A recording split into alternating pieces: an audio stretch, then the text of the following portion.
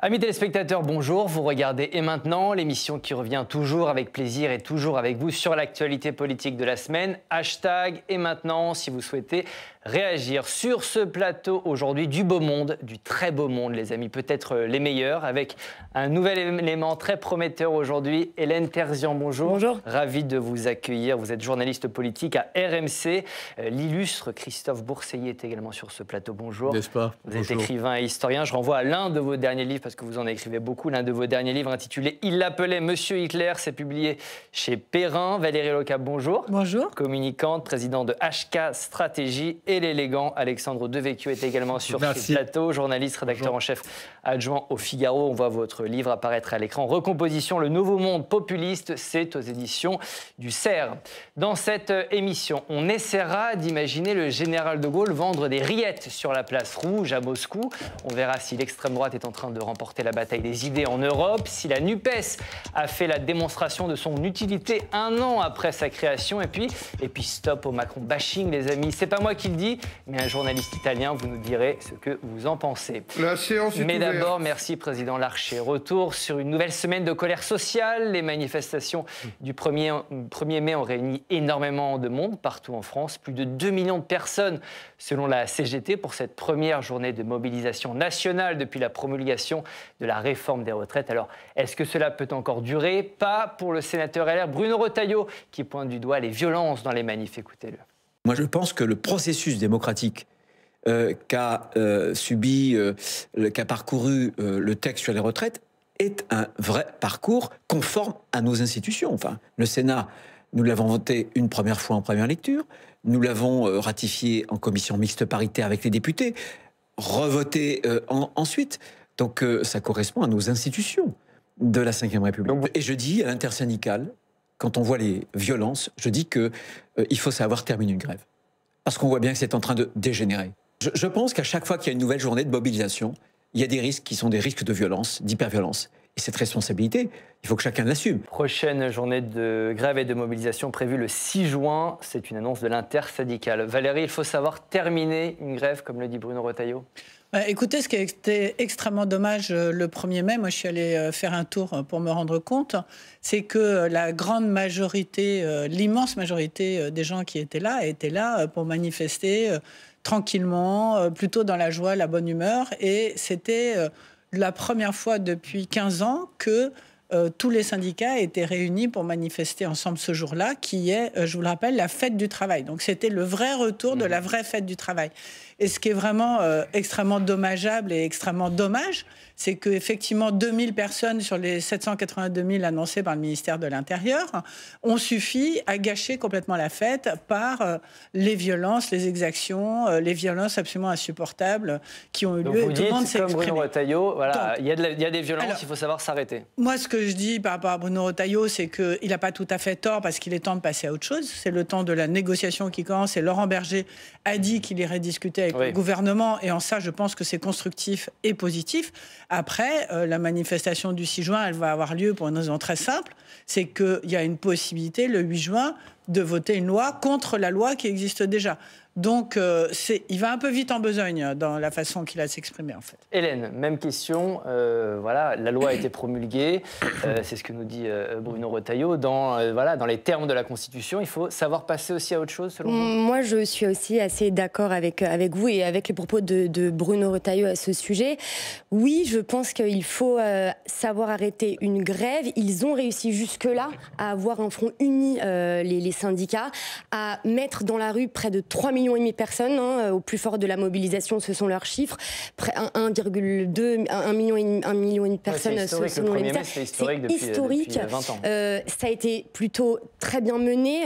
Il y a eu peu de violence au début pour éviter que ça s'enlise, pour éviter d'avoir des grèves qui se sont enlisées, qui se sont effritées, comme en 2018, il y a eu la grève perlée contre la réforme de la SNCF. Ça a fatigué les usagers, ça a fatigué même les syndicats. Je pense que pour en sortir par le haut, Laurent Berger a la posture la plus responsable. Il faut aller autour de Matignon et ils ont intérêt à y aller. Il ne fait pas ça pour faire plaisir à Elisabeth Borne s'il y va. D'accord. Non, parce que hoché la tête, condamné ses propos. Oui, je ne suis pas du tout d'accord parce qu'il faut arrêter la grève. Mais il n'y a plus de grève. Il y a quelques il y a quelques petites grèves de fonctionnaires de temps en temps. Il n'y a pas du tout un grand mouvement de grève aujourd'hui. Par contre, ce qu'il y a, c'est un mouvement social incroyablement résilient. Moi, ce qui me frappe, c'est l'ampleur des manifestations. On imaginait en réalité que ça allait décroître et puis que les casseurs allaient décrédibiliser le mouvement, mais ce qu'ils essaient de faire, et que donc petit à petit ça allait s'éteindre dans une sorte de radicalisation, de décomposition. Pas du tout. Regardez la journée d'action qui a précédé le 1er mai, il y avait beaucoup de monde. Le 1er mai, c'est une foule incroyable. On peut imaginer que le 6 juin, il y aura encore beaucoup de monde dans les rues. Il y a là un mouvement de mécontentement populaire, alors peut-être plutôt du peuple de gauche, à mon avis, mais il y a un mécontentement populaire qui est d'une puissance tout à fait intéressante. Alors la violence des Black Blocs, c'est un épiphénomène. Ouais, on va parler dans un instant, mais j'aimerais revenir là-dessus. Je sais, mais c'est pour ça que par contre, ce que je trouve plus intéressant que les Black Blocs, c'est par exemple les casseroles. C'est le fait, cette espèce de colère qui fait qu'aujourd'hui, il y a vraiment un ressentiment, et je vois pas pourquoi ça s'arrêterait. Alors, en tout cas, pour 4 Français sur 10, je vais vous montrer ce sondage ELAB de la semaine, pour 4 Français sur 10, personne ne sort gagnant de la séquence sur la réforme des retraites. Alexandre, il y a quand même un vainqueur, un vaincu, ou comme 4 Français sur 10, vous dites personne ne sort vraiment gagnant de cette séquence, quoi. Non, surtout pas Emmanuel Macron et surtout pas la droite. Je pense qu'il manque vraiment une dimension à Bruno Retailleau. C'est quelqu'un de plutôt cultivé, ce qui est rare à droite. Faut dire la vérité, plutôt quelqu'un que j'estime. Mais il n'a pas compris que si la droite voulait revenir au pouvoir, il fallait qu'elle prenne en compte en partie l'électorat populaire. Et là, j'ai une petite nuance avec vous, Christophe Bourseiller. Je pense qu'il y a le peuple de gauche, mais il y a le peuple tout court. 93% des actifs. La droite devrait s'adresser à cette France qui travaille, et il en est manifestement incapable, Bruno Retailleau. Et ensuite, il dit quelque chose qui, moi, me choque. Il dit faut que ça s'arrête parce qu'à chaque fois, il y a des risques de violence et tout le monde doit prendre ses responsabilités. Sous-entendu, c'est la faute des syndicats. C'est pas la faute des syndicats, c'est la faute de l'État qui est incapable de maintenir l'ordre. Donc si la droite arrive demain au pouvoir pour dire faudrait éviter les grèves ou les manifestations parce qu'on n'est pas capable de maintenir l'ordre, ça laisse augurer quelque chose c'est pas très crédible. Donc je trouve qu'il est à côté depuis le départ dans cette séquence, Bruno Retailleau, à suivre un logiciel qui aujourd'hui est totalement dépassé. Il s'accroche au fait que la droite a toujours été pour le fait qu'on travaille plus longtemps, mais la droite a perdu beaucoup d'élections. Il faudrait peut-être... On va parler de cette responsabilité, effectivement, dans les manifestations. Sur les marges de cette mobilisation, on a à nouveau, effectivement, assisté lundi à des violences contre les forces de l'ordre. Plus de 400 policiers et gendarmes ont été blessés, et tout le monde, évidemment, se renvoie un peu la balle. Écoutez. L'appel solennel que je relais est: ne cédez pas, rien, jamais. La lutte continue jusqu'au retrait. Les premiers à courir devant, c'est vous. Les derniers à céder, c'est vous. À bas la mauvaise République. Monsieur le Président, vous évoquez également les nouvelles outrances du leader de la France insoumise. Elles s'inscrivent dans une remise en cause permanente de nos institutions. Elles sont une nouvelle étape pour saper la confiance de nos concitoyens dans notre démocratie.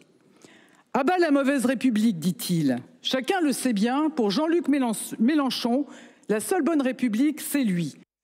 On a l'impression qu'on est pris entre deux stratégies contradictoires. Un peu, Christophe, à qui profitent ces violences, ces débordements ? C'est compliqué. Là, par exemple, ce que je trouve assez extraordinaire, c'est le gouvernement qui ne cesse de faire une sorte d'amalgame entre, d'un côté, les Black Blocs, ce qu'on appelle les autonomes, qui se mettent en Black Bloc, et de l'autre, la France insoumise. C'est deux choses totalement différentes. Jamais Mélenchon n'appelle à casser des vitrines ou à s'en prendre à la police. C'est totalement faux. C'est vraiment deux stratégies séparées. Aujourd'hui, il y a un phénomène qui est très important, et c'est peut-être ça, en fait, qui pose problème à la police. C'est le fait que les autonomes, il y en a depuis très longtemps. Ça a démarré démarré dans les années 1970. Donc c'est un vieux phénomène. Mais au départ, les autonomes, c'est la violence spontanée des masses. C'est-à-dire c'est des gens qui se réunissent de façon spontanée, qui veulent détruire les symboles du capitalisme, comme on l'a déjà dit beaucoup, etc. Mais qui le font dans une espèce de grand mouvement comme ça, qui n'est pas planifié. Alors que dans les années 2000, là, depuis le début des années 2010, on est face à des ligues paramilitaires. C'est totalement différent. On est face à des gens plus organisés, qui ont des chefs, alors que c'était totalement anti-hiérarchique au départ, le mouvement autonome. Donc là, il y a une évolution, une dépolitisation du mouvement autonome qui va de pair avec une hiérarchisation. Et puis vraiment, c'est de la guérilla urbaine. Donc maintenant, vous avez des chefs, vous avez des commandos, vous avez des groupes qui ils posent des armes avant, ils ont des talkie-walkie, ils s'appellent tous Camille, ils mettent des musiques pour se repérer. Enfin, il y a tout un système vraiment de prévention, on pourrait dire, pour atteindre la police plus aisément. Chacun va donner un coup à la police pour pas être... S'il est attaqué, s'il se fait arrêter, il dira « Mais monsieur, j'ai donné qu'un seul coup de matraque », puisqu'en fait, un peu comme à la corrida, ils se succèdent tous. Donc, vous voyez, on est dans quelque chose de totalement nouveau. Et là, effectivement, ça pose un problème de maintien de l'ordre. Il semblerait que, pour l'instant, les forces de l'ordre, elles aient beaucoup de mal à gérer ça. Et du coup, évidemment, qu'est-ce que ça provoque? C'est l'éternel phénomène binaire français. C'est-à-dire, vous avez la droite qui dit « Oui, les casseurs menacent la démocratie », et la gauche qui dit « Oui, la police nous opprime ». Donc, entre les deux, il y a peut-être une vérité à trouver. C'est-à-dire qu'il y a sans doute des exactions policières et il y a sans doute des casseurs qui sont aujourd'hui des ligues paramilitaires. Et on a l'impression d'une certaine impuissance au niveau du gouvernement aussi, Hélène, face à ces Black Blocs. Alors, l'État, c'est normal qu'il veuille protéger les manifestants, protéger les commerces, éviter qu'il y ait des débordements. On les a vus notamment pendant les Gilets jaunes. Et l'État, il a le monopole de la violence légitime, il faut aussi le rappeler. Maintenant, il y a certains réflexes sécuritaires qui interrogent une forme d'escalade. Du côté du gouvernement. Du côté du gouvernement. Quand la défenseur des droits parle de garde à vue abusive, quand la contrôleur des prisons parle également de garde à vue qui sont... instrumentalisation des gardes à vue même. Exactement, instrumentalisées, ça pose question. Alors, les drones ont été autorisés dans civil. Ensuite, il y a la question des arrêtés préfectoraux anti-sifflet, anti-casserole. Est-ce que c'est pas aussi une forme de fébrilité politique, cette forme d'escalade sécuritaire? Je pense que ça interroge et ils doivent aussi, d'une certaine façon, admettre qu'il existe des violences policières. Vous êtes d'accord, il y a une escalade sécuritaire du côté du gouvernement? Effectivement, Hélène a rappelé tous ces arrêtés d'interdiction des manifestations de lors des déplacements de ministres ou d'Emmanuel Macron, des gardes à vue répétés, parfois sans justification. Les interdictions pour les manifestations, c'est un sujet qui est un petit peu différent, mais je trouve que ceci explique cela. C'est-à-dire que Christophe a très bien décrit quelle est la nouvelle forme, compris les Black Blocs, qui ne sont pas seulement une contestation libertaire, anarchique, spontanée, comme on a pu connaître dans les années passées, et qui est devenue une guérilla urbaine rangée et effectivement paramilitaire. Donc les conséquences de ça, c'est que les risques sont absolument considérables. On a vu ce policier qui est devenu une torche vivante parce qu'il avait pris une grenade, ou je ne sais comment ça s'appelle, et qui a été sauvé par ses collègues. Donc il me semble pas totalement anormal que la police essaye de réagir et d'utiliser d'autres moyens aussi que ceux qu'ils utilisaient autrefois pour pouvoir se protéger eux-mêmes, puisque c'est leur mission de service public. Sur le sujet des drones, qui fait l'objet d'une petite polémique. Qui ont été autorisés sincèrement, les drones, ils ont été extrêmement utiles, notamment à Lyon, pour circonscrire ces Black Blocs par rapport aux manifestants ordinaires. Ce sont des outils modernes de surveillance qui sont utilisés par les militaires depuis très longtemps. S'ils sont utilisés uniquement en vue d'assurer la sécurité, pourquoi se l'interdire? On voit bien qu'on est passé dans une autre dimension de conflit et que donc il va falloir opposer force contre force. Et pour terminer avec Jean-Luc Mélenchon, il porte quand même une responsabilité politique hallucinante de parler de mauvaise république et de ne pas prendre position fermement contre ces violences, puisque pour lui, les seules violences sont celles de la police. Donc quand même, il va un peu loin dans ses prises de position. Alexandre. Je suis d'accord avec Valérie Lecable. Autant les syndicats, on ne peut pas du tout leur reprocher d'avoir prôné la violence. Au contraire, je pense que ça les a beaucoup gênés. Par contre, Jean-Luc Mélenchon a quand même des propos ambigus. Il appelle à la surrection toutes les 2 minutes. Il explique que la police tue, sous-entendu, on peut se défendre et agresser la police. Jamais il condamne fermement ce qui se passe, notamment ce policier transformé en torche humaine. Et on en vient au... Donc il y a une responsabilité du côté de Jean-Luc Mélenchon. Il y a une responsabilité du côté de Mélenchon, mais il y a un jeu de rôle aussi. Parce que je crois qu'en réalité, le gouvernement a eu deux alliés objectifs dans cette bataille des retraites. Ce sont effectivement les Black Blocs et c'est Jean-Luc Mélenchon. Parce que je crois que les Black Blocs, les violences malgré tout, ont fait que le mouvement social est devenu moins ample qu'il ne l'était. Ça a fait peur, notamment après Sainte-Soline, qui n'avait pas grand-chose à voir avec la réforme des retraites, mais on a vu que les cortèges étaient moins fournis, les gens ont eu peur, malgré tout, le chaos a affaibli le mouvement social. Et ensuite, c'est Jean-Luc Mélenchon, dont l'opposition a été tellement caricaturale qu'elle a été inefficace. On voit d'ailleurs que c'est Marine Le Pen qui profite de cette séquence-là. Donc c'est un jeu de rôle qui avantage le gouvernement, qui dit nous on est le parti de l'ordre et eux c'est le parti du désordre. Donc je crois que ça les sert mutuellement. Hélène, très rapidement. Juste ajouter qu'il y a une personne, en tout cas chez les Insoumis, qui a condamné d'une certaine façon les violences. Il y a Ruffin et également Alexis Corbière, qui est un seul député, qui a dit que c'était pas normal d'arriver à une manifestation avec des cocktails Molotov. Donc voilà, et ça a été évidemment souligné par le gouvernement. Stop au Macron bashing, les amis. Ce n'est pas moi qui le dis, mais un journaliste italien, Paolo Levi. Il observe avec un peu de distance, amusé, ce qu'il se passe chez nous en France. Et pour lui, c'est très clair, Emmanuel Macron n'est pas le problème. Écoutez-le. Du Macron bashing qui va rentrer parmi les disciplines olympiques de Paris 2024. Tellement c'est devenu répandu. Moi, je veux dire seulement une chose. Oui, dites. J'ai l'impression qu'ici, on pourrait mettre à l'Élysée même l'abbé Pierre et ça serait la même chose. Ce n'est pas les présidents qui sont le problème, c'est un système qui est peut-être trop vertical, celui de la Ve République, qui crée une déconnexion entre le pouvoir et la base. Y a-t-il un Macron bashing dans les médias? Une question, deux positions très tranchées sur ce plateau, les amis. Nous avons un duel, ils sont presque fâchés, on va essayer de les faire dialoguer. D'un côté, Valérie, de l'autre, Alexandre. Alexandre, vous allez nous expliquer en 45 secondes pourquoi, selon vous, oui, il y a un Macron bashing dans les médias aujourd'hui en France. C'est peut-être un constat juste de la part des médias. Ce que je constate simplement, qu'aujourd'hui que Macron est démonétisé, c'est plus facile de critiquer Emmanuel Macron. Mais c'est une constante dans les médias français. Je crois que c'est François-Olivier Gisbert qui l'a parfois pratiqué lui-même, qui disait lécher, lâcher. Lynché. Eh bien, Macron affaibli, Macron ne pouvant plus se représenter, on voit bien qu'il commence à être lâché et lâché. C'est pas pour ça que je suis pas macroniste, que je vais commencer à le plaindre. Ça fait partie du travail, mais ça montre finalement la proximité des journalistes avec le pouvoir qui forme parfois une partie du monde médiatique ressemble à une cour. Et puis quand le monarque commence à déchoir, eh bien la cour effectivement n'est plus derrière le monarque. C'est à ce à quoi on assiste aujourd'hui. Valérie, vous regardez avec des éclairs dans les yeux. Vous allez nous expliquer pourquoi non, selon vous, il n'y a pas de Macron bashing dans les médias. Il n'y a pas de Macron bashing parce qu'en fait, les médias ne font que refléter la réalité de la situation. Et il n'y a pour s'en convaincre qu'à regarder la couverture par les journaux internationaux qui ne sont pas susceptibles d'être proches ou lointains d'Emmanuel Macron. Ce sont des observateurs classiques et normaux. Emmanuel Macron était un jeune président élu qui a apporté beaucoup d'espoir et qui a été salué dans le monde entier au moment de son élection.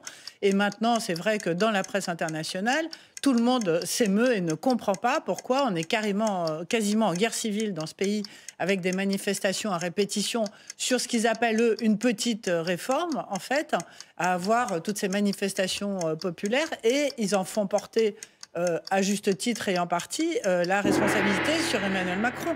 Donc, c'est juste la réalité de la situation qui est... C'est de la poudre de perlimpin. Merci, Président Emmanuel Macron. Christophe Boursier était en train de prendre des notes. Vous allez nous trancher ça. Est-ce que vous êtes d'accord avec Valérie ou plutôt avec Alexandre? Juste, on va rappeler, le Macron bashing, qu'est-ce que ça veut dire le bashing? C'est le dénigrement systématique. Est-ce que vous êtes d'accord avec ça? Moi, je suis plutôt d'accord avec Valérie. Je crois que le problème d'Emmanuel Macron, c'est qu'il a bénéficié du plus long état de grâce qu'on ait vu dans la Ve République. Il était salué, plébiscité. Tout le monde a vu une nouvelle génération génération, il y avait un monde nouveau qui semblait se dessiner. Et puis ça s'est très rapidement lézardé et Macron a multiplié, il faut dire, des erreurs de management. C'est un mauvais manager. D'abord, il y avait ces petites phrases à contretemps à tout moment. Souvenez-vous, en août 2018, le fait au Danemark de désigner les Français comme des Gaulois réfractaires au changement. Un mois plus tard, les Gilets jaunes se mettaient des casques gaulois en disant on est tous des Gaulois réfractaires au changement. Il n'a jamais cessé de jeter de l'huile sur le feu par ces petites phrases ridicules. Et puis par ailleurs, le fait de lancer cette réforme des retraites au pas de charge, dans une période d'inflation ou d'angoisse des gens pour leur avenir, était particulièrement malvenu. Et d'un point de vue de management, encore une fois, il a encore une fois fait la preuve de son incapacité. Donc je crois que Macron bashing, non, il y a juste un diagnostic du fait que ce garçon présentait très bien, c'était le gendre idéal, mais qu'à l'arrivée, le manager n'est pas au rendez-vous. Hélène, vous êtes d'accord? En fait, finalement, ce qui est dit, c'est que les médias suivent un peu, jugent comme la plupart des Français l'action du chef de l'État. Vous pensez que la couverture est juste, est objective? Je suis tout à fait d'accord avec tous les deux. C'est la retranscription pure de ce que nous, on peut voir sur le terrain. Par exemple, moi, j'ai eu l'occasion pour RMC d'aller en Alsace. C'était le premier déplacement du président après le déclenchement du 49.3 et son allocution télévisée. C'est pas les médias qui sortent les casseroles, c'est pas les médias qui vont conspuer le président quand il fait un bain de foule. Il s'est fait littéralement siffler et interpeller, le président de la République. Ce qu'on peut ajouter aussi, c'est qu'il y a une colère contre le président de la part des Français. Il y a aussi une colère de la part de certains dans la majorité. Quand on discute hors micro avec certains dans les rangs de la majorité, quelqu'un m'a déjà dit, un député, c'est un monarque, il agit comme il fait du bonapartisme et il méprise le Parlement. Et là, ils n'ont pas des divergences de fond avec lui, mais de forme. Donc c'est vraiment sa personnalité qui pose problème aujourd'hui, je pense. Est-ce que le fait qu'il ne puisse pas se représenter, ça joue aussi sur notre jugement à son égard? Tout ça est juste, mais tout ce diagnostic aurait pu être fait depuis longtemps. La fracture entre les élites et le peuple, et particulièrement entre Emmanuel Macron et le peuple, où on voit bien qu'il y a une partie des Français auxquels il n'a jamais su parler. Elle date pas d'hier. Enfin, les Gilets jaunes, c'est pas hier. Christophe Bourseguier parlait des Gaulois réfractaires. C'était au début de son mandat. On pourrait rajouter ceux qui ne sont rien. Donc tout ça est pas nouveau, mais on voit bien que quand il est affaibli, les langues se délient plus facilement dans le monde médiatique. Et le fait qu'il ne puisse pas se représenter, selon vous, ça joue aussi? Oui, notamment pour sa majorité. En réalité, ce que nous expliquait Madame, c'est que sa majorité, c'est sauf qu'il peut. Le chef est démonétisé, donc il faut se démarquer du chef. Mais jusqu'ici, il l'avait suivi. Il y avait un peu aussi de bashing contre François Hollande, contre Nicolas Sarkozy. On assiste un peu à la même chose, Valérie, selon vous? Non, mais c'est vrai que ce que dit le journaliste italien est exact. C'est-à-dire qu'en France, c'est difficile de ne pas être conspué après avoir été élu. Et les médias aiment jeter ce qu'ils ont adoré. Mais après, ça n'exonère pas de l'échec de cette réforme en termes d'opinion. Je veux dire, l'opinion, les médias, dans l'opinion, cette réforme ne passe pas. Je veux dire, c'est pas les médias. Les médias, c'est une caisse de résonance. Ce sont les Français qui ne comprennent pas ce qui est en train de se passer. Ça a été mal expliqué. Sincèrement, depuis le début, vous m'avez présenté comme communicante, je suis aussi journaliste, mais enfin, peu importe. Mais depuis le début... Vous avez beaucoup de cordes à votre arc. Non, mais depuis le début, ils n'ont pas su expliquer. Et c'est très étonnant, parce que Emmanuel Macron est quelqu'un qui a une intelligence quand même assez... Il a gagné cette élection 2 fois, etc. Il a une vraie intelligence politique. Et qu'il n'ait pas été capable lui-même de raconter l'histoire de cette réforme des retraites, qui n'est pas une très grande réforme, il faut le redire, par rapport à tous les pays d'Europe. C'est absolument incompréhensible qu'il n'ait pas pris la peine d'expliquer aux gens, de préparer le terrain, de raconter l'histoire avant et qu'il ait débarqué comme ça. Ou alors il fallait le faire en septembre en un seul coup, comme je l'avais dit ici. On s'en rappelle. Et ça aurait duré moins longtemps et on ne serait pas au mois de mai en train de parler encore de cette... Il y a tout juste un an, les partis de gauche concluaient une alliance pour les élections législatives. Cette semaine, c'était donc un peu l'heure du bilan. Des discussions ont été organisées pour envisager l'avenir de la NUPES. Est-ce que, par exemple, la gauche présentera une seule et unique liste aux élections européennes de l'année prochaine? C'est pas vraiment gagné. On ne partira pas ensemble aux européennes, mais on a après du temps pour travailler d'ici 2027. Si on doit travailler ensemble sous forme de coalition pour 2027, c'est pas parce qu'on est d'accord sur tout, c'est parce qu'on a pris acte des règles de la Ve République qui nous invitent à travailler en coalition pour gagner. Et donc il n'y a objectivement pas de raison de faire une coalition à tout prix.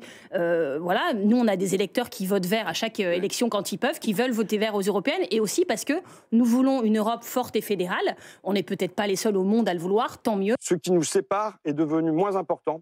Nous, on parle de désobéissance sur un certain nombre de choses qui seront nécessaires. Eux parlent de dérogation. Enfin, c'est pas... Franchement, bon, tant qu'on en est à ce niveau-là. Non, dans un couple, et encore plus dans un couple à 5, quand même, hein, à 5 partenaires, si jamais il y a une infidélité, ça ne doit pas conduire au divorce.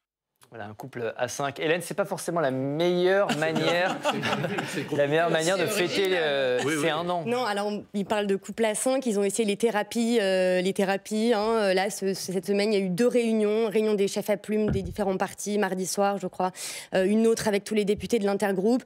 Ils se sont mis sur la tête. Hein. Il y a eu des expressions qui sont sorties dans la presse. Fabien Roussel qui parle de la NUPES comme une camisole. Marine Tournelier qui refuse mordicus de faire une liste aux européennes. Je pense qu'il y a 1 an, c'était une idée de génie de la part de LFI et de Jean-Luc Mélenchon de dire élisez-moi Premier ministre et faisons cet intergroupe. Ils ont gagné énormément de places et de sièges à l'Assemblée. Maintenant, je pense qu'il faut s'arrêter. Les divergences de fond se voient, les limites de forme également. Et on voit qu'aux européennes et aux prochaines échéances électorales, ça va coincer. Ça ne va pas forcément le faire. Faisons le bilan, si vous voulez bien. Ça fait 1 an. Est-ce qu'on peut parler de bilan globalement positif, pour paraphraser l'autre ? C'est-à-dire qu'en fait, il y a surtout un malentendu. C'est-à-dire qu'en réalité, qu'est-ce qui s'est passé lors des élections présidentielles ? Mélenchon a fait un score remarquable, les autres ont fait des scores très faibles. Donc Mélenchon s'est posé en rassembleur de la gauche, en nouveau rebâtisseur de la gauche, et puis tout le monde est venu mendier une place dans son union, et tout le monde s'est rapproché de lui. Aujourd'hui, les choses ont beaucoup évolué. Aujourd'hui, c'est vrai que les Verts pensent qu'ils ont une carte à jouer dans le contexte environnemental actuel, et qu'au fond, peut-être que ça ne leur a pas tellement plu le fait que beaucoup de jeunes électeurs votent Mélenchon lors de l'élection présidentielle en pensant que c'était lui le meilleur écolo. Donc ils ont peut-être envie aussi d'exister à côté de ça. Le Parti communiste, lui, ils sont carrément déjà en dehors de la NUPES.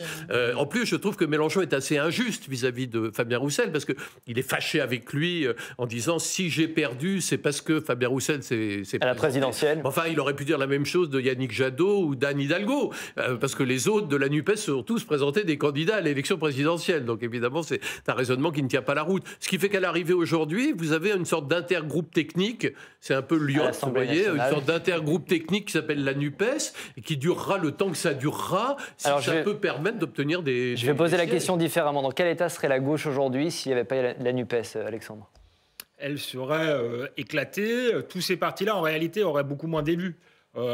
S'il y a eu la NUPES, c'est pour sauver leur siège. C'est pas pour des raisons idéologiques, mais peut-être qu'ils n'auraient pas le déshonneur, puisque il y a des positions quand même très différentes. Si la droite, pendant des années, on nous a expliqué que la droite pouvait pas s'allier au Rassemblement national parce que c'était honteux, il y avait un cordon sanitaire. Bon, Jean-Luc Mélenchon me paraît au moins aussi extrémiste que Marine Le Pen. Donc ceux qui donnaient des leçons, on voit bien que c'est à géométrie variable. Donc ils auraient évité le déshonneur et peut-être qu'ils auraient pu se concentrer sur la construction d'un véritable projet idéologique. Là, ce sera pas le cas, mais je crois qu'ils ont aussi un problème de chef charismatique, un problème d'idées, parce que c'est pas très bien quelles sont leurs idées, et que finalement, cette NUPES, même si elle a aucune cohérence idéologique, va tenir, moi je pense, encore longtemps autour du plus petit dénominateur commun, qui malgré son côté clivant est Jean-Luc Mélenchon, parce que c'est un chef charismatique qui sait gouverner. Paradoxalement, oui. Non, mais la NUPES, ça a profité à qui ? À la France Insoumise. Les autres partis politiques, que ce soit le Parti communiste, les écolos ou le Parti socialiste, auraient eu exactement le même nombre de députés à l'Assemblée nationale s'ils avaient Les socialistes ont pu sauver quelques sièges aussi pendant la législative. Ils ont en tout cas, ce qui est mis en avant au sein des... Ils ont eu 30 élus, ce qui était prévu au départ. Ils ont eu les élus qu'ils devaient avoir, de toute façon. Donc, c'est la France insoumise, en raison du score à la présidentielle, qui a bénéficié d'un effet accélérateur et qui leur a permis d'avoir énormément de députés. Donc moi, je m'inscris complètement en faux sur cette stratégie que je trouve absolument dramatique. Pourquoi je la trouve dramatique ? Parce que la France insoumise, c'est l'extrême.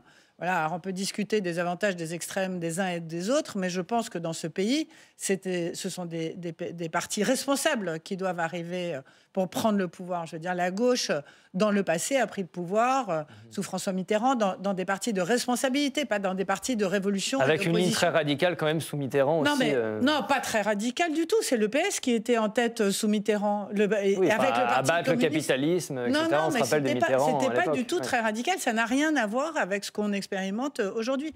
Donc je pense que pour reprendre la main, pour construire un programme Et pour pouvoir se projeter sur 2027, il est urgent que la NUPES explose et que la France aux élections européennes et que la France insoumise redevienne ce qu'elle était. Je vais vous montrer quand même ce sondage, ce sondage de IFOP pour le JDD qui nous dit que 76% des sympathisants de gauche sont favorables à ce que les partis de la NUPES présentent précisément une liste unique pour les européennes de 2024. Qu'il y a un décalage aujourd'hui entre le peuple de gauche ou les sympathisants de gauche et les responsables politiques, Christophe. Ça a toujours été le cas. Aujourd'hui, vous avez par exemple en France, il y a une gauche, il y a une droite qui existent. En réalité, la France est restée un pays très binaire. Et puis, vous avez des leaders politiques qui disent oui, c'est un monde nouveau, il faut dépasser les clivages, se positionner différemment. Mais vous avez une gauche, par exemple, sociologique, qu'on a vu descendre dans la rue ces dernières années, enfin notamment avec la réforme des retraites en partie. Et ça, c'est indéniable. Et moi, ce que je trouve intéressant aujourd'hui, c'est ce qui se passe autour de Bernard Cazeneuve, Carole Delga, des gens comme ça qui sont en train de constituer une gauche... Anti-Mélenchon, c'est ça, c'est une gauche une gauche en dehors de la NUPES, modérée, social-démocrate. Je veux dire, ça existe encore. Il n'y a pas que Léon Trotsky dans la gauche, il y a aussi Jean Jaurès, il y a aussi Guy Mollet, il y a aussi des gens de François Mitterrand, il y a des gens de toutes sortes. Donc peut-être vous n'êtes pas raisonnable. Cette ligne-là mérite d'être entendue. Alexandre, vous avez quelque chose à dire là-dessus? Moi, je pense qu'il y a quand même une recomposition profonde. Il reste une gauche sociologique, mais on voit bien que toute rassemblée avec ses différents, ça fait 22% ou 23%. Donc on n'est plus, c'est plus le grand clivage n'est plus le clivage droite-gauche. Il subsiste, mais il est moins important qu'un clivage entre ceux qui sont pro-mondialisation, je le fais de manière rapide, et ceux qui sont pour des protections face à la mondialisation, que ce soit sur les questions identitaires ou sur les questions sociales. Donc je ne suis pas tout à fait d'accord avec ça. Et je crois que le problème de la social-démocratie, c'est que elle est plus assez socialiste, justement. En réalité, Bernard Cazeneuve, il y a une différence de style avec Emmanuel Macron, mais ils sont tout aussi européens. Ils ont été dans le même gouvernement qui était le gouvernement François Hollande, dont Emmanuel Macron a été conseiller puis ministre des Finances. Donc on ne voit pas tellement le projet alternatif de la social-démocratie dans une époque où il y a plein de choses à redistribuer. Justement, ce qu'Alexandre omet de dire, c'est que dans le macronisme, il y a une large part de socialistes, en fait. Et donc ces socialistes-là, quand il n'y aura plus le macronisme, ce qui est inéluctable puisqu'il n'a pas construit de vrais partis politiques et qu'il ne se présentera pas en 2027, naturellement, ils vont retourner au bercail, c'est-à-dire ils vont retourner à une gauche de responsabilité, mais qui sera la gauche, en fait. Et là, ils se sont perdus provisoirement dans cet événement incroyable qu'a été l'élection d'Emmanuel Macron. Mais moi, je pense qu'il n'est pas du tout impossible. On va assister au retour du clivage droite-gauche. Qu'il revienne derrière. Il y a un journal qui vient de se lancer, mené par Laurent Geoffrin, qui essaye de porter ces valeurs-là et qui raconte cette histoire-là. Et donc, il n'est pas du tout écrit... Parce que l'extrémisme, on voit bien ce qui se passe aujourd'hui. Vous avez deux extrêmes, vous avez le Rassemblement national et LFI, et NUPES, disons, ils n'arrêtent pas de voter des motions de censure, des propositions de loi, etc. Mais ils ne s'entendent pas, donc il n'y a pas d'alternative. Il n'y a pas d'alternative. Vous direz que la France insoumise, ce n'est pas forcement très extrême. Hein, si. Dans la France insoumise, c'est la gauche de la gauche, tout comme le RN, c'est la droite de la droite. Enfin, il y a évidemment ils sont un peu en effet miroir l'un par rapport à l'autre, tout à fait. Non. Est-ce que, Hélène, aujourd'hui, il y a une question Mélenchon, c'est la question centrale qui travaille tous les partis qui sont au sein de la NUPES aujourd'hui? Contrairement à ce que vous disiez tout à l'heure, vous disiez que c'était le dénominateur commun. Oui, ça l'a été il y a un an. Il a parlé. Je pense qu'aujourd'hui, c'est celui qui crispe la NUPES et qui empêche la NUPES de passer le cap des 1 an. Il y a d'autres personnalités politiques, je pense, au sein de la NUPES qui ont des ambitions, d'ailleurs, je pense... pas trop caché, je pense à François Ruffin par exemple, qui aujourd'hui s'installe tranquillement, pose des jalons pour se montrer un peu plus républicain, qui parle un peu plus aux autres partis, et je pense que c'est des personnalités qui peuvent davantage séduire. Non mais je suis d'accord que la personnalité de Jean-Luc Mélenchon est clivante, mais il a fait ses preuves à chaque fois en campagne électorale. J'ai plutôt de la sympathie pour François Ruffin, parce que je pense qu'il incarne une ligne intéressante. Pour l'instant, est-ce qu'il est capable de rassembler son propre camp. La France insoumise, c'est pas sûr, et toute la gauche, c'est pas sûr non plus. Donc finalement, Jean-Luc Mélenchon, malgré sa personnalité clivante, comme c'est un animal politique incroyable, il faut bien lui reconnaître ça, continue à dominer son propre corps. Et moi, je pense qu'il va tout faire pour être candidat la prochaine fois. C'est la limite, aujourd'hui, Jean-Luc Mélenchon aussi, de cette gauche qui vise 2027, Christophe. C'est une des limites. Jean-Luc Mélenchon avait choisi son dauphin en la personne d'Adrien Quatennens. Adrien Quatennens a fauté. C'est raté. Oui, c'est raté. Donc à partir de là, Mélenchon s'est retrouvé dans une situation difficile. Il est très opposé. En fait, on sent qu'il y a une certaine acrimonie vis-à-vis de François Ruffin. Donc effectivement, il semblerait qu'aujourd'hui, la fenêtre de tir pour lui, s'il veut continuer à exister politiquement, c'est se représenter directement en 2027, ce qu'il fera peut-être ou pas. On le verra. C'est un peu trop tôt pour le dire, mais c'est sûr que le dauphin a chuté. Et ça, l'extrême droite est-elle en train de remporter la bataille des idées en Europe? Dans le nord du continent, en tout cas, le populisme gagne du terrain. Dernier exemple en date, la Finlande, qui est en pleine négociation sur son futur gouvernement. Le centre-droit a annoncé être prêt à gouverner avec l'extrême droite, qui d'ailleurs n'en est pas une. Écoutez. Nous n'avons pas de parti d'extrême droite en Finlande. Nous avons les vrais Finlandais, mais ils ne sont pas d'extrême droite. C'est pourquoi je suis prêt à négocier avec eux.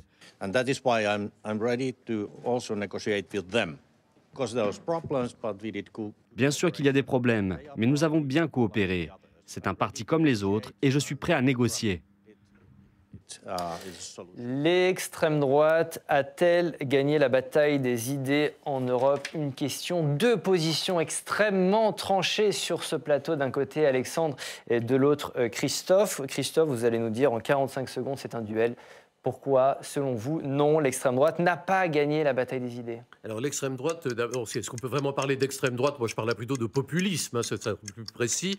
Les partis populistes n'ont pas gagné la bataille des idées, tout simplement parce que les populistes ne s'adressent pas aux idées, mais à l'affect. Les populistes s'adressent au cerveau reptilien. Les populistes veulent rassurer.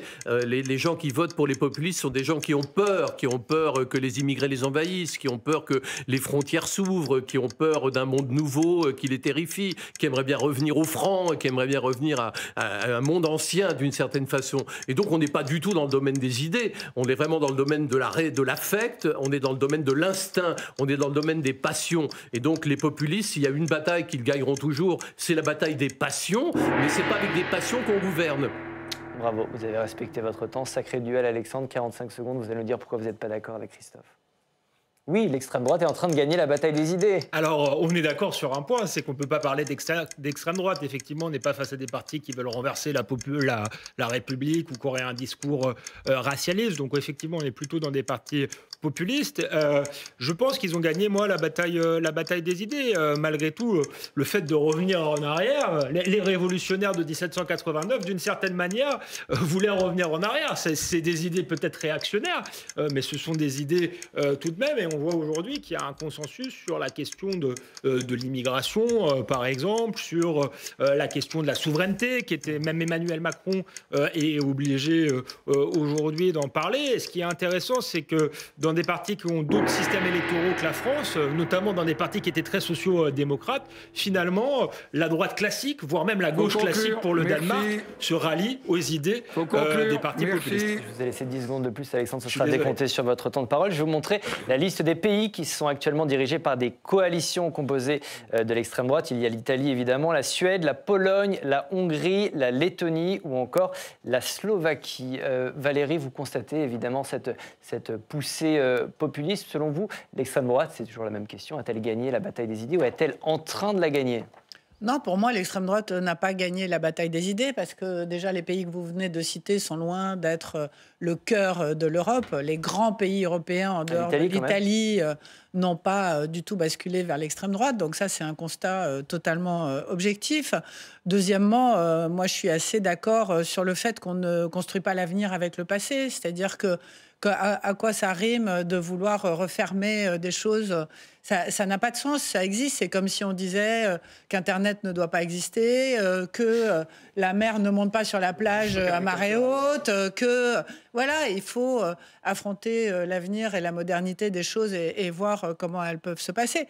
Après que le libéralisme qui a été et qui est le cœur quand même de la doctrine initiale d'Emmanuel Macron ait besoin de protection, ce qu'il est en train de découvrir, oui, bien sûr, qu'il a besoin de protection. Donc, il faut protéger les gens, mais ce n'est pas du populisme, c'est plus, effectivement, de la social-démocratie, de responsabilité de gauche, etc.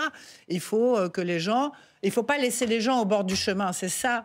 La clé, pour moi, de ce qui se passe dans ce pays depuis 6 ans, c'est qu'on a laissé trop de gens au bord du chemin. Vous parlez de la France, Gilets jaunes. Je parle de la France. Les gilets jaunes, on les a laissés au bord du chemin. Les gens qui ne veulent pas de la retraite, on les a laissés au bord du chemin. Tous ces gens-là, on n'a pas réussi à les embarquer dans cette mondialisation folle où les meilleurs s'en tirent. Le ruissellement n'a pas eu lieu, c'est un des slogans du 1er mai.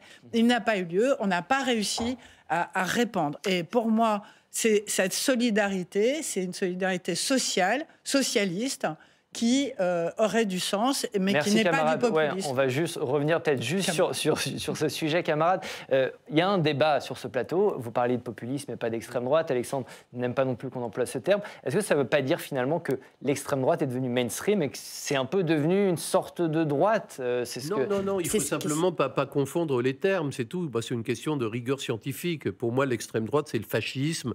Ce sont des gens qui veulent un changement radical de société et qui veulent y parvenir par la violence pour établir un ordre nouveau basé sur des inégalités naturelles. C'est ce qui se passe en Grèce, par exemple, avec Aube Dorée. Mais par contre, dans le cas des partis populistes, ils ne veulent pas établir une société fasciste, ils ne veulent pas le faire par un coup d'État. Donc pour moi, ça relève du populisme, et je distingue les deux, même si vous voyez bien qu'en France, c'est un mouvement d'extrême droite ordre nouveau qui a eu l'idée en 1972 de créer le Front National. On va, puisque vous parlez de la France, on va revenir en France avec ces propos de Gérald Darmanin qui ont beaucoup fait parler cette semaine. Gérald Darmanin qui s'en prend à Giorgia Meloni, la chef du gouvernement italien depuis 6 mois et représentante d'un parti post-fasciste. Écoutez Gérald Darmanin. Qu'est-ce qui se passe à Menton? Oui, il y a un afflux de personnes migrantes et notamment de mineurs. Parce que Mme Meloni, c'est-à-dire le gouvernement d'extrême droite, la première ministre italienne, le gouvernement d'extrême droite choisi par les amis de Mme Le Pen, est incapable de régler les problèmes migratoires sur lesquels elle a été élue. La vérité, c'est qu'il y a en Tunisie notamment, mais aussi en Libye, mais surtout en Tunisie, une situation politique qui fait que beaucoup d'enfants, notamment, remontent par l'Italie, et que l'Italie est incapable, vous le savez bien, la une des journaux en fait les titres, de gérer cette pression migratoire. Ça veut donc dire... Elle est en première ligne aussi. Non, ça veut dire que Mme Meloni, c'est comme Mme Le Pen. C'est-à-dire qu'elle se fait élire sur « vous allez voir ce que vous allez voir », et puis ce qu'on voit, c'est que ça ne s'arrête pas. Hélène, comment vous interprétez ces propos de Gérald Darmanin? Alors là, le camp présidentiel est dans une phase d'offensive aussi à l'égard du Rassemblement national. Il faut avoir ça en tête, c'est-à-dire qu'ils ont pris conscience qu'ils n'ont pas assez attaqué le RN sur le fond et la forme pendant les retraites parce qu'ils étaient très silencieux. Donc ça fait partie de cette stratégie-là. Ils comparent Meloni et Marine Le Pen. Forcément, l'Italie inspire Marine Le Pen et le Rassemblement national. Il faut faire un tout petit peu attention. Marine Le Pen, c'est pas, je crois qu'elle l'a dit dans un journal italien, d'ailleurs, c'est pas la sœur de Giorgia Meloni.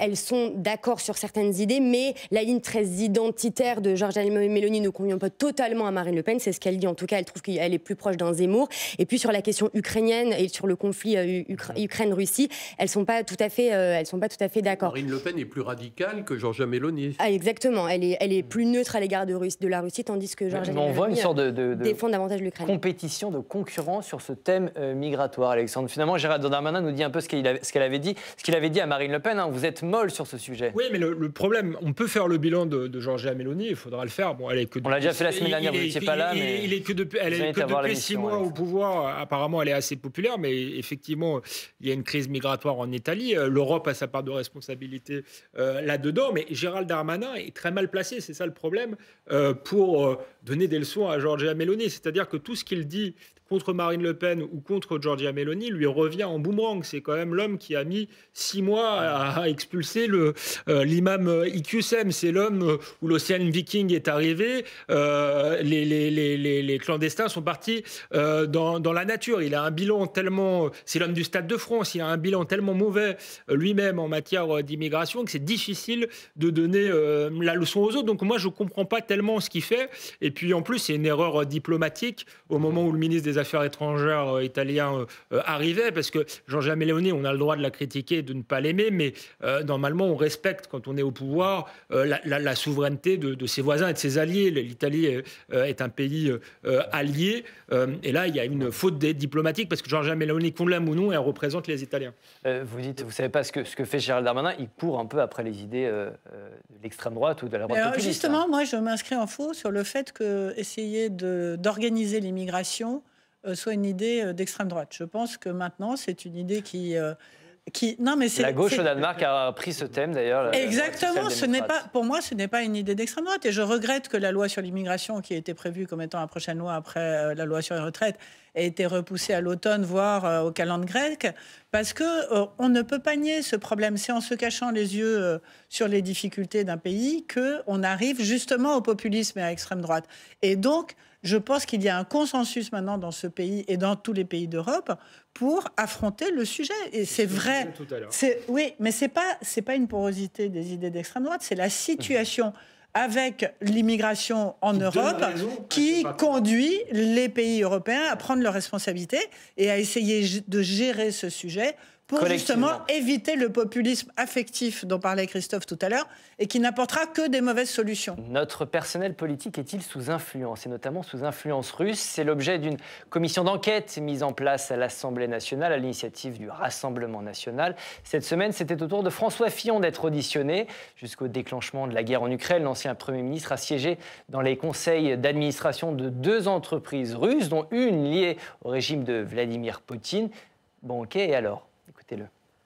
À partir du moment où j'ai quitté la vie publique, je veux le rappeler, je veux dire, je suis une personne privée et je mène ma carrière professionnelle comme je l'entends. Si j'ai envie de vendre des rillettes sur la place rouge, je vendrai des rillettes sur la place rouge. Je le dis parce que cette idée que parce que j'ai été Premier ministre, je n'ai plus le droit d'avoir quelque activité professionnelle que ce soit, ce qui n'est pas du tout ce que vous avez dit, mais c'est ce que pensent un certain nombre d'observateurs, ça n'est pas pour moi acceptable. Un ancien Premier ministre peut-il vendre des rillettes sur la place rouge? En fait, peut-il travailler où il veut, quand il veut, avec qui il veut? 2 invités sur ce plateau ne sont pas d'accord. C'est à nouveau un duel. Décidément, cette émission, les amis, est pleine de duels. Christophe d'un côté, de l'autre, Valérie. Christophe, vous allez nous dire pourquoi, selon vous, oui, en 45 secondes, oui, François Fillon, il fait un peu ce qu'il veut. Oui, François Fillon a le droit de faire ce qu'il veut. Il n'est plus effectivement Premier ministre, donc il a le droit de vendre des rillettes sur la place rouge, enfin, si elles sont de qualité, bien sûr. En revanche, évidemment, ça pose quelques questions sur le passé politique de François Fillon. C'est-à-dire que, vu ses accointances avec les sociétés russes, on se demande ce qui serait passé s'il avait été élu président de la République à l'époque. Donc, c'est vrai que ça pose quelques questions. Mais sinon, je pense qu'effectivement, à partir du moment où on n'est plus Premier ministre et on a en plus abandonné toute carrière politique, on est libre de faire ce qu'on veut dans les limites de la loi. C'est votre dernier mot, il vous reste 10 secondes. Si vous avez il a d'ailleurs renoncé à ses activités lorsque la guerre d'Ukraine a éclaté. Donc sûr, il n'est pas non plus traître à son pays. Donc, Très bien. Valérie, 45 secondes. Attendez que le chrono parte et vous allez nous dire... François Fillon a été Premier ministre, il a été candidat à l'élection présidentielle. Il aurait même pu être élu s'il n'y avait pas eu des circonstances particulières qui l'en ont empêché. Et en tant que tel, il représente la France. Donc, avoir un ancien Premier ministre candidat à la présidence de la République aussi proche de l'establishment russe et de Vladimir Poutine, c'était déjà très compliqué avant et ça le serait encore plus depuis la guerre en Ukraine, même s'il a évidemment démissionné depuis. Il ne peut pas faire ce qu'il veut, il peut faire tout ce qu'il veut de sa vie privée, bien évidemment, et avoir toutes les activités, mais c'est quelqu'un d'assez intéressant, intelligent, et avec de grandes qualités pour trouver d'autres activités que des activités en lien direct avec la Russie, et en particulier aujourd'hui. Hélène, vous imaginez le général de Gaulle travailler pour les Russes ? C'était la phrase de François Fillon. Mais je pense que François Fillon ne devrait pas dire ce qu'il a dit devant la commission et ne devrait pas, selon moi, faire ce qu'il a fait. Ça reste un homme d'État, un ancien Premier ministre qui, vous l'avez dit, aurait pu être président de la République. En disant qu'il a quitté la vie publique en 2017 et qu'il fait ce qu'il veut, oui, légalement, il fait ce qu'il veut. Après, je pense qu'il y a une question éthique qui se pose. Ce qui est légal n'est pas forcément moral. Ni souhaitable. Alexandre, sur ce point? Oui, je suis d'accord avec ce qui a été dit. Moi, je pense qu'il y a... Le problème, c'est que ce soit la Russie. Si c'était un autre pays, est-ce qu'on en ferait...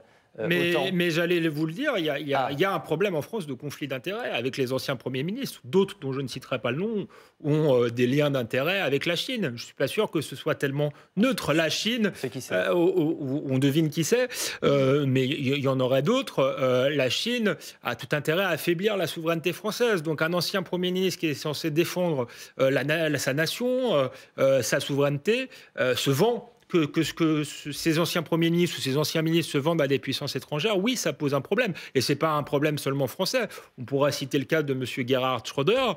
On a vu d'ailleurs que la politique énergétique de l'Allemagne était totalement inféodée à la Russie, parce que M. Gerhard Schröder travaillait effectivement pour les Russes. Et quand ils sont anciens premiers ministres ou anciens dirigeants, ils conservent des liens avec l'administration, des réseaux. Et donc ça pose, oui, un vrai problème de souveraineté. Et ça dit beaucoup sur des élites qui sont totalement dévoyés, qui ne sont plus patriotes. Aujourd'hui, je pense que François Fillon, d'accord, il fait ce qu'il veut, il va vendre des rillettes sur la place Rouge ou ailleurs, mais qu'il ne dise pas que c'est un patriote français, ce n'est pas vrai. Juste pour qu'on comprenne, quel est l'intérêt pour la Russie de recruter comme ça des anciens premiers ministres, des responsables politiques? C'est quoi? C'est le carnet d'adresse? Je ne crois pas que c'est la Russie qui a recruté Fillon. Je crois que c'est des sociétés, probablement que Fillon avait des accointances avec un certain nombre d'oligarques russes qui lui ont permis de retrouver du travail après son éviction du monde polique. Ce qui est évidemment inquiétant, c'est de voir qu'il avait des accointances avec des oligarques russes et non pas des oligarques, je sais pas quoi, suisses ou italiens ou allemands. Enfin, voilà, tout est là peut-être, mais à partir de là, moi personnellement, ça ne me gêne en rien qu'il ait travaillé. Vous n'y voyez pas une forme d'ingérence? Parce qu'il faut rappeler que cette commission d'enquête a été mise en place à l'Assemblée nationale par le Rassemblement national pour enquêter. Même suspecté de lien avec la Russie. Exactement, pour enquêter sur ces formes d'ingérence en France. Est-ce que vous y voyez une forme d'ingérence, vous, Valérie? Que François Fillon travaille pour des... Oui, que c'est recrutement... Non, ce qui est clair, c'est qu'il y a depuis de très longues années, et bien avant ces histoires de guerre en Ukraine, et d'autres pays le font tout à fait, il y a un lobbying fort pour avoir des réseaux d'amitié entre la France et la Russie, comme avec d'autres pays. Voilà. Donc, sur le papier, ce n'est pas un problème d'avoir des réseaux d'amitié entre la France et d'autres pays. Simplement, il faut juste savoir avec quel objectif, pour faire quoi, et être capable de mettre ça dans un contexte international et géopolitique qui soit responsable. On ne peut pas s'allier tout le temps avec n'importe qui. Voilà. Il y a des pays avec qui ça peut être possible, il y en a d'autres avec qui c'est beaucoup plus compliqué. Pardonnez-moi, Valérie, c'est naïf de parler de réseaux d'amitié. Si c'est des oligarques russes, ils ont des intérêts économiques, parfois des intérêts politiques, et ce sont parfois des intérêts qui sont contraires aux intérêts français. Donc je pense que c'est un peu naïf de parler de réseaux d'amitié, mais effectivement, ça ne touche pas que la Russie. Ça pourrait toucher aussi les pays du Nord. Pour sa défense, François Fillon nous dit, voilà, dans sa défense, il dit, vous êtes un peu manichéen, il y aurait le bien d'un côté et le mal de l'autre. Et pourquoi pas on parle des pays, pourquoi on parle pas des pays du Golfe? Mais de manière générale, les hommes politiques de haut niveau ou même de faible niveau devraient éviter de travailler pour des puissances étrangères qui ont d'autres intérêts que la puissance française, ou même des grands groupes internationaux qui pourraient être en concurrence avec des entreprises françaises. Donc il faudrait quoi? Il faudrait légiférer peut-être sur l'ancien Premier ministre ou l'ancien président à qui il faudrait interdire certaines pratiques. C'est tout à fait absurde. Je ne suis pas du tout d'accord. Je pense que tant qu'on exerce une profession, on est soumis aux règles liées à cette profession. Quand on ne l'exerce plus, c'est comme quand on a fait de la prison. Quand on sort de prison, on fait ce qu'on veut. Je veux dire, même quand on a exercé les plus grandes responsabilités. Même quand on a exercé la responsabilité de Premier ministre. Oui. Il y a une autorité de transparence. Je cautionne cette activité-là, mais je la respecte. Vous ne la jugez pas. Non, mais il y a une autorité de transparence de la vie politique française qui existe aujourd'hui et qui examine au moment où quelqu'un, par exemple, quand Jean Castex a été nommé président de la RATP, si je ne me trompe pas, et il a dû répondre devant cette autorité pour vérifier que le nouveau travail n'a pas de lien avec les anciennes fonctions. Donc ça, c'est quelque chose qui existe déjà et qui fonctionne. Si on peut élargir, ça pose aussi, pas forcément avec des puissances étrangères, mais moi je ne comprends pas le pantouflage. Le fait par exemple que des hauts fonctionnaires travaillent tantôt pour l'État, tantôt pour des grandes entreprises, reviennent travailler pour l'État, ça pose un problème de conflit d'intérêts. Avant on parlait de corruption. Dans certains pays, on parlera de corruption. C'est de la corruption légale. Là, vous avez trop élargi, Alexandre. Ça se fait aux États-Unis et ça permet aux hommes politiques américains de ne pas être dépendants financièrement de leur parcours politique. Allez, chaque semaine, on termine l'émission. Cher Christophe, j'avais un mot à dire. Un mot. Il ne faut pas que le moral l'emporte sur le légal. Très bien. Je vous pose une question maintenant très simple pour ce top flop. Qui a marqué l'actualité de la semaine en bien ou en mal? Chère Hélène, vous allez commencer. Votre top et votre flop de la semaine. Qu'est-ce que c'est? Moi, j'ai 2 tops à vous suggérer. Mon premier top, c'est le fonds Marianne qui est dans le viseur. Là, d'abord du parquet national financier qui lance une enquête pour prise illégale d'intérêt et également la commission parlementaire qui est demandée à l'unanimité par le Sénat. Je trouve ça pas normal qu'un fonds censé promouvoir les valeurs de la laïcité, lancé après l'assassinat de Samuel Paty, bénéficie à des entreprises qui ont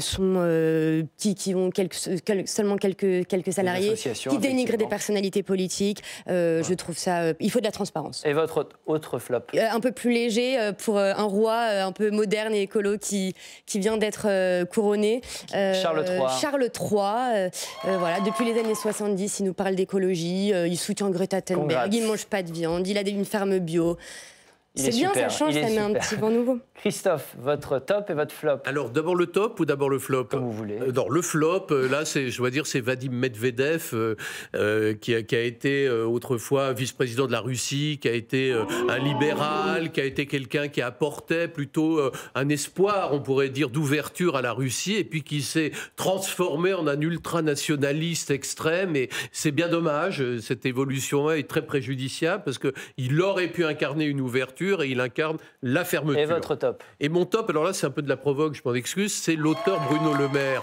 Parce que j'en ai marre de voir tout le monde taper sur le dernier roman de Bruno Le Maire. Alors comme tout le monde, je n'ai lu que le passage érotique qui circule sur les réseaux sociaux. D'abord c'est une erreur technique évidemment, ou même politique de la part de son éditeur, même, d'avoir sorti ce livre là au milieu de la réforme des retraites, alors qu'il est ministre de l'économie. Enfin bref, c'est une grave erreur. Mais Bruno Le Maire, c'est un bon écrivain. Je me souviens qu'il avait publié il y a quelques années un très beau livre sur le chef d'orchestre Carlos Kleiber, qui était très émouvant, très intéressant. C'est quelqu'un qui a une plume, c'est quelqu'un qui a du talent d'écriture. Alors, je ne le juge pas en tant que ministre de l'économie, mais je pense qu'il faut le défendre en tant qu'écrivain. Valérie, top, flop, très rapidement, s'il vous plaît. Alors, flop, c'est l'agence de notation Fitch, parce qu'à la suite de sa dégradation de la note de la France, ça n'a eu absolument aucun effet sur les marchés financiers qui sont restés strictement indifférents à cette dégradation. Donc, ça prouve qu'ils n'ont pas une influence absolument considérable. Et votre top? Et le top, c'est les députés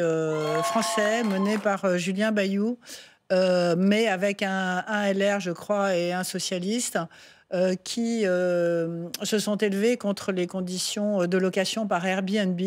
Je pense que c'est un vrai sujet et qu'il y a un vrai problème de logement dans ce pays. Alexandre. Et qu'il va falloir qu'on encadre mieux pour que les gens puissent continuer à se loger. Alexandre, votre top flop en 10 secondes. Vous allez pouvoir faire ça. J'ai deux flops. Gérald Darmanin, j'ai un peu expliqué pourquoi tout à l'heure, parce que plus il attaque le Rassemblement national, plus il met, ou Giorgia Meloni, plus il met en exergue la pauvreté de son propre bilan. Et le deuxième flop, c'est le Conseil constitutionnel. Je ne sais pas très bien, on en fait une vache sacrée démocratique. Ce sont des gens non élus qui n'ont pas de légitimité. Qui ont rejeté le deuxième RIP. Et qui ont rejeté le deuxième RIP. Et moi, je pense que c'est très important aujourd'hui de revenir au peuple, de consulter le peuple, parce qu'on voit bien qu'il y a une fracture. Ce serait bien qu'on revienne à cet outil qui est dans la Ve République, le référendum. C'est la fin de cette émission. Merci d'avoir participé. Merci à tous les quatre. La séance est suspendue. Merci, Président Larcher. Un grand salut à vous. Derrière votre écran, on me dit dans l'oreillette que vous êtes de plus en plus nombreux à nous suivre. Merci à vous. Vous pouvez retrouver cette émission en replay sur notre nouvelle plateforme publicsena.fr. On se retrouve la semaine prochaine, même jour, même heure et même endroit. Bye bye.